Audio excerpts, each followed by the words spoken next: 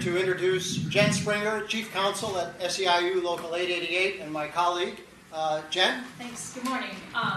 Yes, I'm with SEIU Local 888, and I just want to give a shout out to our Secretary Treasurer, Brenda Rodriguez, in the back. She does a tremendous job for our local. We represent thousands of state municipal employees, and then I also have the pleasure of co-chairing the Public Employee Committee, which in the city of Boston, and some of our partners actually from the city are here.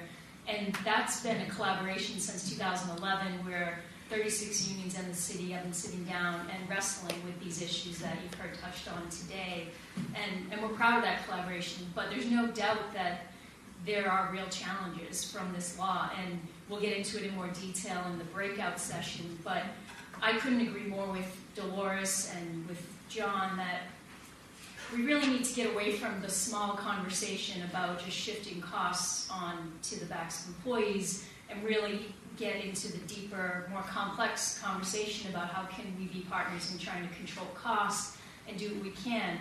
To do that, the problem is some of the aspects of this law just drive that smaller conversation. For example, with the Cadillac Tax, that says if your overall planned costs meet these, then if you go over that, that's going to be taxed. And so that's driving a conversation of how do we just lower the cost of the plans.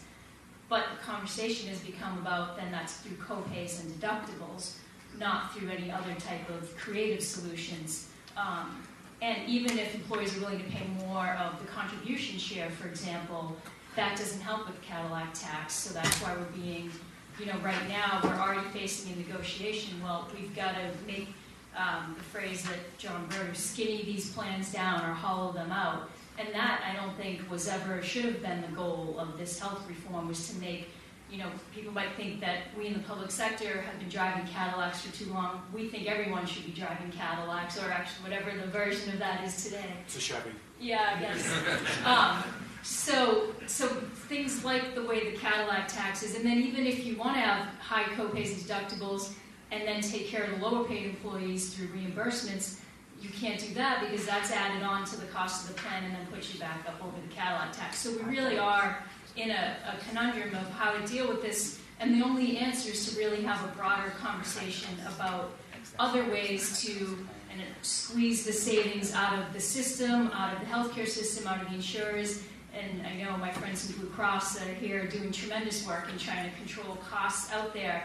And that's the real challenge. And we think in the city of Boston we have a real opportunity because we've been working in a partnership for the past 2 years. We've been having educational forums. We've been talking to each other, wrestling with these issues. So we're hoping to come up with some creative challenges. We're willing to look at things like, going to networks that are more efficient and affordable, going to certain MRI providers that do the same thing at a lower cost. Getting into those kind of creative solutions rather than just shifting the costs onto the backs of employees, because that's just not going to solve the problem. People aren't going to get the services they should get, and it's going to drive up costs in the long run. So I look forward to the breakout session. We're going to get into more details and ideas for bargaining, things you can use, and more details about how the Cadillac tax actually impacts, and I have some real examples of that. So thank you.